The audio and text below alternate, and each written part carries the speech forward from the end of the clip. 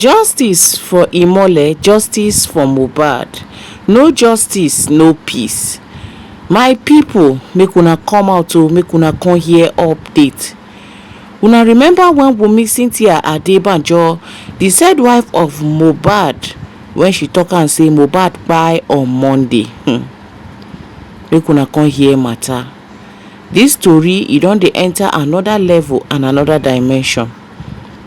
She cannot even escape this at all, because all the people where they don't buy so far so good, don't they dance you? They don't they talk one after the other. When Moad buy, we could come here. Una know say that they talk and say that on Tuesday Moad buy, not on Monday. No be lie they talk. Oh, make una come here matter. You don't they change mouth. You don't they change level. And like this, so to the glory of God, we are getting closer to this justice for Moad. There's no how where they won't take manipulate and this time around. By the special grace of God, Moad already don't show them say in head strong. Say he no be ordinary person. They thought is over. Let it say a joke. But like this, so they don't they come out one after the other. My people, make a no con they take much of una time. We gonna come here matter. We gonna come here waiting. Una been they think before. Now it be no be waiting Wunmi tell us, and no be waiting that those people been they tell us from the initial beginning. But before then, I still remember on a humble Gary Keys. I mean they bring on latest ogbonge tori. If you never subscribe to this channel, make una help us to subscribe. Hit on the notification bell so they go notify you anytime we drop latest ogbonge tori like this. Let's go there, guys. If you cannot do legal team, if it's not legal team, are you kidding? Because at the end of the day, one only gbogbo àwọn nǹkan táwọn èèyàn sáré tó ń fún àwọn host lẹ́ẹ̀kan kan pé àwọn ẹ̀rí eléyìí o wọn ò ní mú pẹ̀lú energy tó láwọn ní kọ́ ní táwọn tẹ̀sán pé kọ́ àwọn là ń bú àwọn èèyàn pé a fẹ́ lọ́ọ̀yà mi a fẹ́ kẹ́nìbọ̀dì ṣe ọkọ ẹni tí tẹ̀bá ní ẹgbẹ́ lọ fún legal team ṣùgbọ́n àwọn tó ń lọ káàkiri energy tó fi ń ṣe blọ́ọ̀kì àwọn yẹn wọn ò fi energy yẹn kọ́ lift àwọn evidence yẹn pé eléyìí náà tọ́lọ́pàá bá rí ó yẹ kí lọ́yà lè mọ apá àbútọ́ wa fi sọ fún ìjọba pé ẹ tún wo eléyìí o kọ́ lè wá ti máa invite àwọn tó máa invite òtọ́ àti ìdélẹ̀ tọwọ́ ọlọ́pàá bọ̀ ọlọ́pàá wò báyìí pé ẹ gbogbo nǹkan táwọn eléyìí tó ń waste lórí social media ṣé ó ní social media lẹ́fẹ̀ẹ́ ká tí wọ́n máa pick yẹn ẹ lè filing sọ́dọ̀ wa if you file that means you people want to do it but wọ́n mọ̀ pé ẹ̀yin tẹ́ ẹ ní kéèsì náà ẹ ní interest ẹ ní gbé wá sọ́dọ̀ àwọn àwa táwa ní interest nínú case as an NGO ìntàrí òun la gbé lọ sọ́dọ̀ ọlọ́pàá so gbogbo àwọn tó ti ń bẹ́ kiri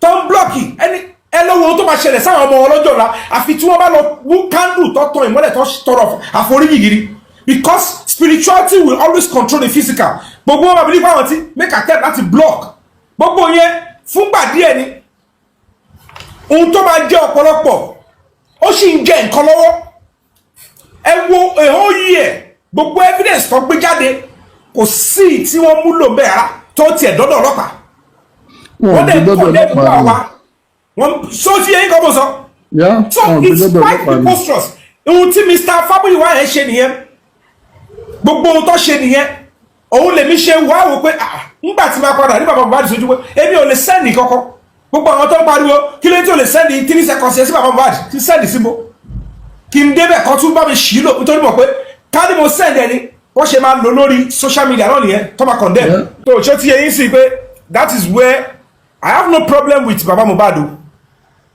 tí ọ̀dọ̀ sáà máa yí náà ní ọ̀dọ̀ ẹni gbogbo nǹkan ti wọ́ wá. But before the only thing tí mo kàn ní pé when I saw his body language I'm like our town risk life ara wa for your own child whatever it is whether anybody likes it or not Ọlọ́run ọba àti spirit Mohbad ló tí wọn kọ́ fi message mi pẹ̀lú gbèsè tó gbé yẹn. That is it. Ẹni tó bá ti rò pé òun fẹ́ gbé ìgbésẹ̀ láti ṣe anything ó mọ̀ pé ìyìn tó máa padà kó bá ọ̀pọ̀lọpọ̀ nu wọn tó jẹ́ pé òun lọ́ máa sìn ó mọ̀ pé òun làwọn face because bí Pharaoh bí ò ṣe wà so intelligent ọba ni ó ń darí ìlú ó ní agbára ó ní gbogbo ẹ̀ ṣùgbọ́n gbà tó rí movement yẹn ibẹ̀ ló yẹ kó tó báyìí pé ṣé kò ń ṣọwọ́ Ọlọ́run rèé ṣùgbọ́n ó wá ṣagídí ó ní ta ni Ọlọ́run náà tó máa ní kémi yànjẹ yín kí yọ yín kúrò lóko ẹrú kò possible ó wá ní ó yẹ ẹkọ ẹṣin yẹn di gàárì yẹn di gbogbo ẹ ó yẹ ẹ lọ dá wọn padà ó wá ń tẹ̀lé wọn ẹni tó ń tẹ̀lé kéésì Mohbad lọ yìí tó ní wọn ò ní jáwọ́ sẹ̀ ẹ lọ kọ́lẹ̀ tó bá tó fọwọ́ sọ̀yà pé kò ní pé Mohbad máa rí justice kò ní ṣojú òun ẹ lọ kọ́lẹ̀ yìí ẹ lọ justice. Do you know that? I don't know if you have seen this Jennifer's movie. Everybody loves Jennifer. Do you know that your case, especially what you're doing right now, we can liken it to or can be likened to that movie? Even when Jennifer saw everything that happened to a particular woman, nínú movie yẹn tó jẹ́ pé ó ní witness tó rí nǹkan tó rí bí màá yẹn ṣe pa ìyàwó ẹ̀ báyìí tó fẹ́ pa ìyàwó ẹ̀ kí tẹ lórúkọ máa yẹn ó dẹ̀ sọ fún wọn sẹ́ pé òun rí that is this thing mo rí sẹ́ but gbogbo wọn even the community chairman gbogbo àwọn tó wà lára àǹdẹ̀ wọ́n mà nírọ́ ni wọ́n ló wà delusional ni wọ́n ló ti ní bipolar wọ́n ló wà paranoid you know they were giving different ó tó jẹ́ pé ó ń dùn ṣe mọ̀ ó dàbẹ̀ ni pé kò mọ̀ pé this thing is real say this thing ó wá sọ lóòótọ́ di wèrè that she could in fact that movie is powerful ó wà powerful ju orúkọ ju title ẹ̀ lọ that is exactly what is happening to you right now because àwọn èèyàn tí wọ́n believe pé okay this person is is got something that is that can take that tó jẹ́ pé lead ni ó rí à gbogbo wọn they were just coming up with different things I will fẹ́ debunk eléyìí máa nírọ́ ni eléyìí because it's not coming from them they believe it is not real ó wá di orí so you just in fact the campaign of calumny irú bọ́ target irú èmi sìn in their conscience they know that look at what this person is doing ibi tí mo ti mọ̀ pé Nàìjíríà máa padà dá o ṣùgbọ́n a lot of people àwọn kan wà tó yẹ pé they are meant to go down ó yẹ kó they are meant to be buried without any recourse because èmi ò mọ bí tó ti make any sense èèyàn receive irú nǹkan bẹ́ẹ̀ yẹn ẹ wòye letters ẹ wòye petitions tí mo ti kọ nígbà tó wá dé ojú ọ̀rọ̀ gidi wọ́n wá ní stamp ẹ wo bí Nigerians ẹ kàn ń bú ọlọ́pàá ẹ kàn ń bú olóṣèlú ni o àwọn èèyàn ò rí ọmọ tọ́ o Nàìjíríà only few people ló rí ọmọ gidi tọ́ àwọn abẹ́rẹ́ sí wo stamp wọn kọ́ pé fake ṣé wọ́n pé they started níbi ìjọba tó wọ́n pé kò ṣèmi ní problem o àwọn iná lọ engineer wọn o ọkọ ẹlọwo NGO ẹ lásán àní kò wá active is fake all the sọnyọ ọmọ yẹn wọn kiri pé àní we can and they spread it ebi o ti ẹ rí gbogbo ẹ later làwọn ẹ̀ṣẹ̀ sọ fún mi ká ní pé kò ṣe pé inú American embassy ni wọ́n rí pé mo ti gba human rights ambassador pé ambassador gangan ló tún gbé fún mi wọ́n lè sọ pé fake gan ni ká ní fọ́tò lásán ni tí ó sì fídíò. Do you understand?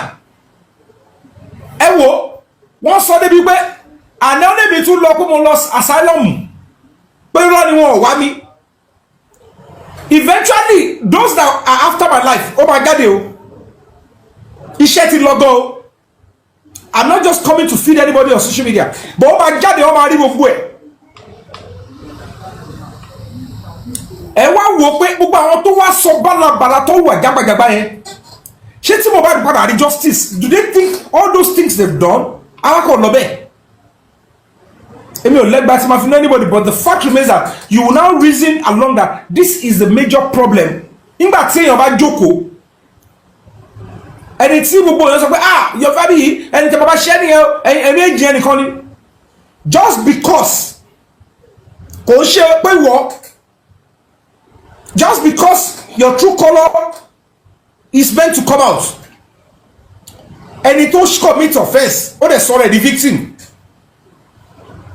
ń tajọ ṣe ní kọ̀kọ̀ tí ò yẹ kó bọ́ta ẹni tó gbé bọ́ta without even recourse to me ó ó dẹ̀ sọ̀rọ̀ ẹni pòun lọ́lọ́run I get saying ó dẹ̀ bẹ̀rẹ̀ sí sọ kọ́tọ̀kọ́tọ̀ àwọn ọ̀kọ́ dẹ̀ jókòó tó dẹ̀ fẹ́ jèrè àwọn ọmọ tó bí wọ́n dẹ̀ wò báyìí pókè now ẹni lórí ẹ má bínú wọ́n tún fẹ́ fi owó the same pattern tó ń lò ń gbà yẹn wọ́n fẹ́ fi ambush mi ibi ká ẹ̀ ti mọ̀ pé that is how they always target, they will throw it orí ẹ̀dẹ́ náà ni. If I am not a strong person, if I am not a strong person, it would have been so terrible.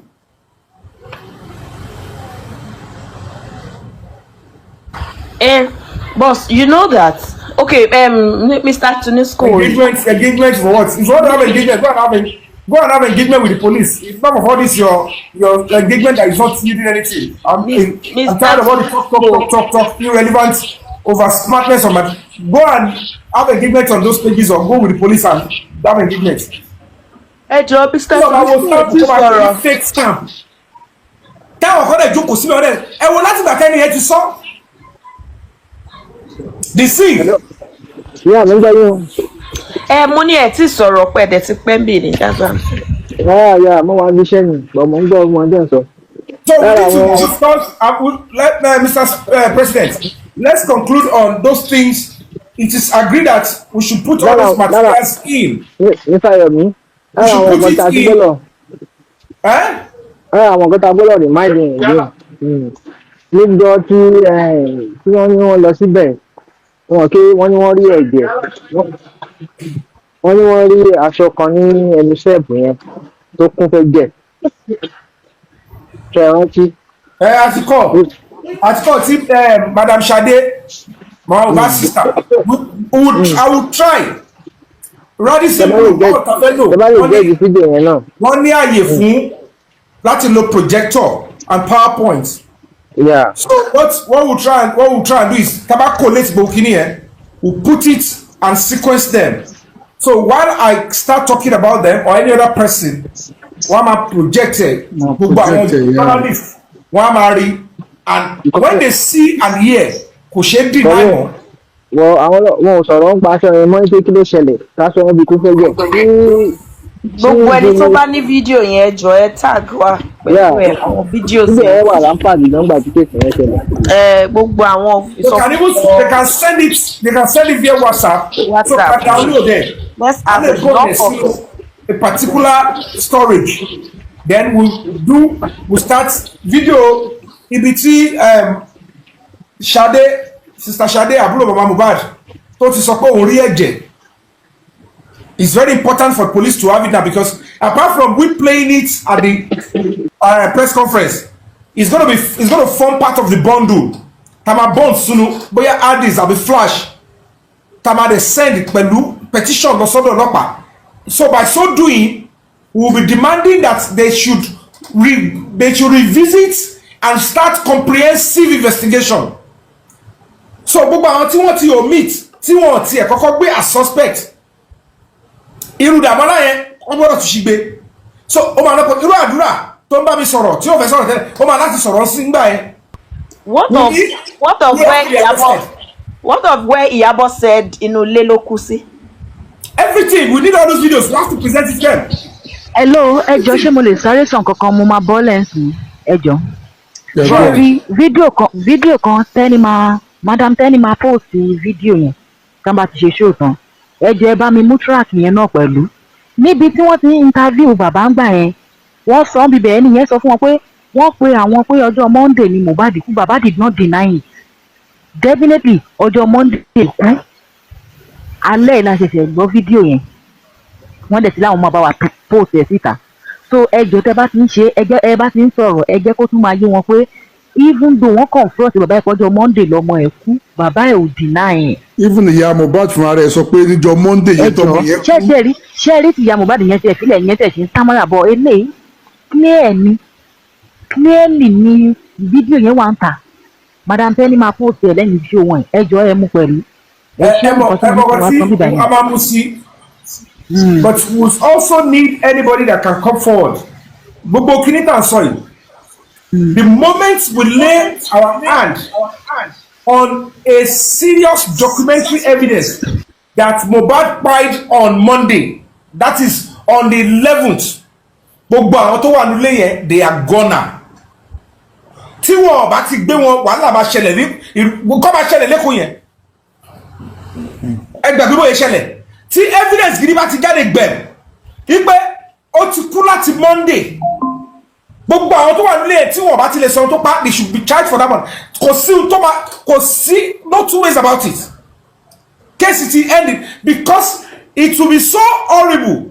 Kó wá jẹ́ péjọ Tuesday lọ́sọ̀ọ́ ẹ̀kọ́ picture ẹ̀ lọ́sẹ̀ wàá rú lọ. Ṣó possible kò ti kú láti Monday kẹ́ wá máa rú lọ níjọ́ kí hospital yẹn bá ti máa jẹ gbèsè. No, wọ́n rú lọ wọ́n wá act fún wa jọ Tuesday wọ́n wá act ni. Gbogbo yẹn is a serious crime. As a matter of fact, it's tampering with dead body. Mr. Yomi, that video that I'm telling you, I've already proved it that Møhbàd fine on Monday. Video yẹn clear lójú bàbá ẹ̀ náà tó tọ́. A máa mú sí ní ìsọpá àmúsí. But prove fẹ́yìn tẹ́wà lórí social media. But for police or the prosecutor to write charges, kò lè fly. Except ẹni tó wà ń bẹ̀ gangan, ìkọ́nú àwọn tó wà nílé yẹn tó fẹ́ yọ ara ẹ̀ kúrò nínú ẹ̀wọ̀n àti ilẹ̀ tó ń dà because kò sí ìkọ̀kọ̀ lára gbogbo wọn because if they can do that to Møhbàd, kò séyàn gidi tó máa padà dúró tí gbogbo wọn yẹn mọ́ láyé.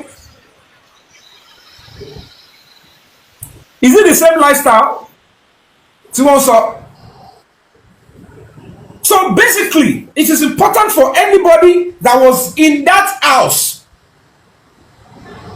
to come out and say, ẹ wo bí mo fẹ́ yọra mi kúrò. I want to speak my truth before they come for me. Møhbàd died on so date. I am a key witness. And this is me. Ẹni yẹn ti free. Tó o bá ti jẹ́ pé kò sí lára àwọn tó jọ lu Møhbàd pa. I am free. Why they choose to say the second day? What they told us is that they want to call the family. They put àmọ́ máa tún gbé lọ níjọ́ kejì. Wọ́n máa wá stage pé níjọ́ kejì ló ṣẹ́kù. I will never do that to any human being.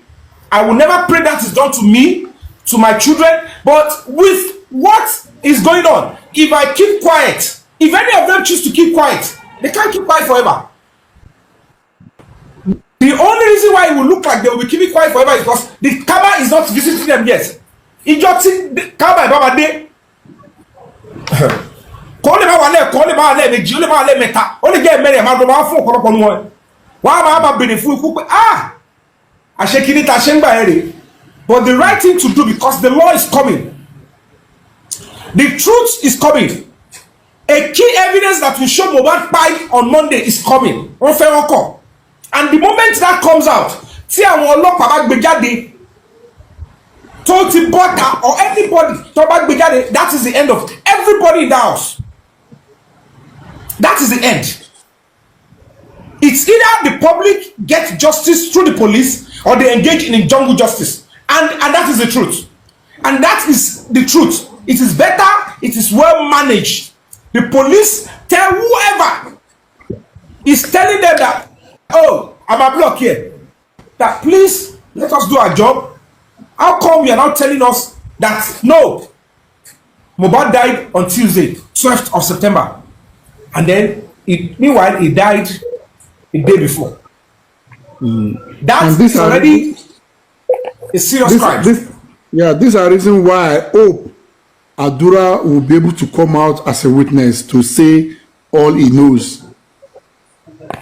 He's been trying to come forward to me. Adura he's been wanting to talk. Yeah, I believe that too. He has spoken a bit, but he needs to complete his job because job are completed. They might have been deceiving them that nothing will happen. They might have think that that Yomi, we have cornered him. There is no way he wants to go. We'll place somebody beside him. He doesn't know the person. They are fooling themselves. They are fooling themselves. They don't know. They don't know. It's quite a shame. It's quite a shame. It's pathetic. Quite pathetic. So we go over from that. It's concluded.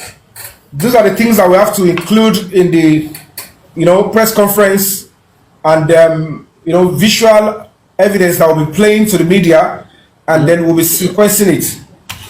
You understand? So the lawyers are going to be drafting it, and then we'll present it and we'll share it with all the media. And that is going to be what we're going to be doing on the 15th of January 2025 at Radisson Hotel, GRA, Ikeja, Lagos. Please feel free to attend if you are members of the press. We only want a few people to come. The rest can be outside the compound, but only few people should make an attempt to come. If you want to come, if you have a platform, you can do t-shirt for your people to say justice for Moad 1 year after what is going on, or justice for Moad, no justice since 2023.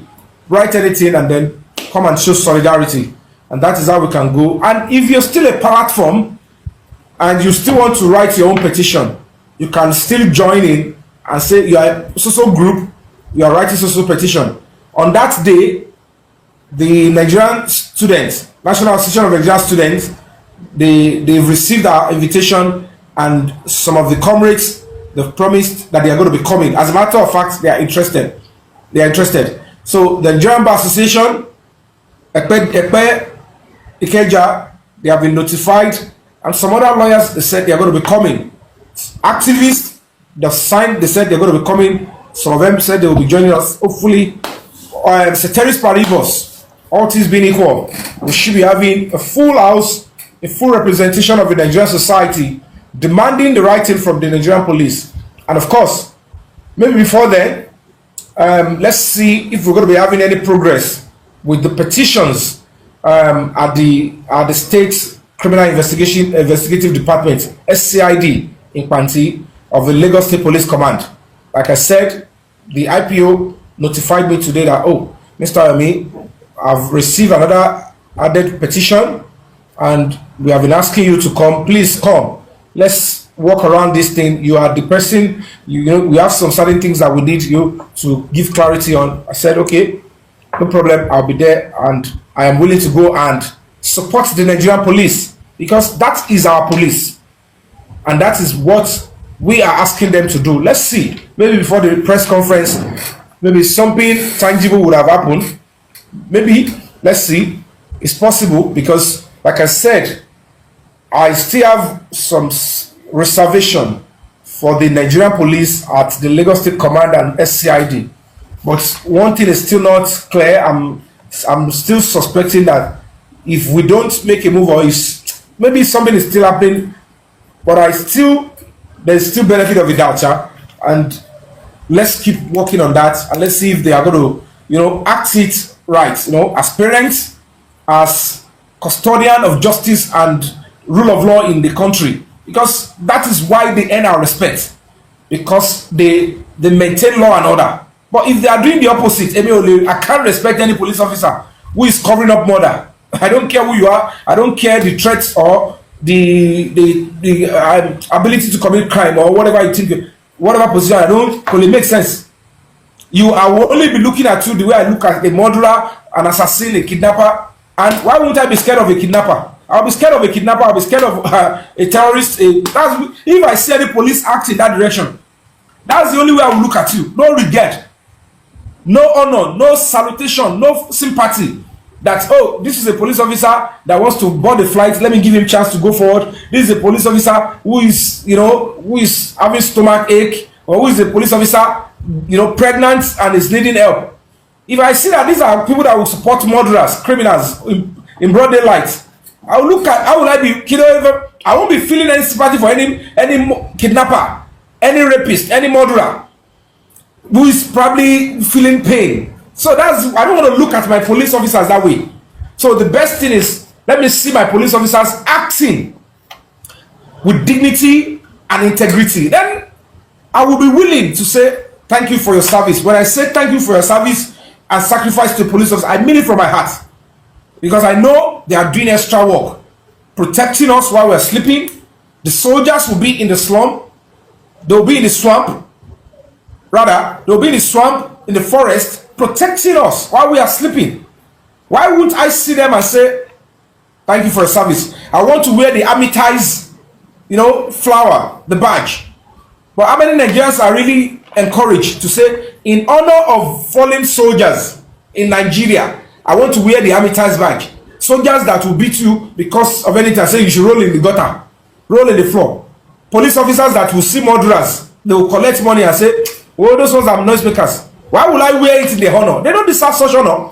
They are only there because probably I will look at it and say, you are in that position. You are in the Nigerian police force because you want to infect and bring curse and shame on the country. That's what you're doing there. But if you're doing the right thing, you're bringing honor. Because if Nigeria will get better, Nigerians must come together and unite in one voice and say, can we for once ask that the police be properly funded? Can we for once fight and say the way Nigerian police are being treated in terms of the welfare is nothing to write home about?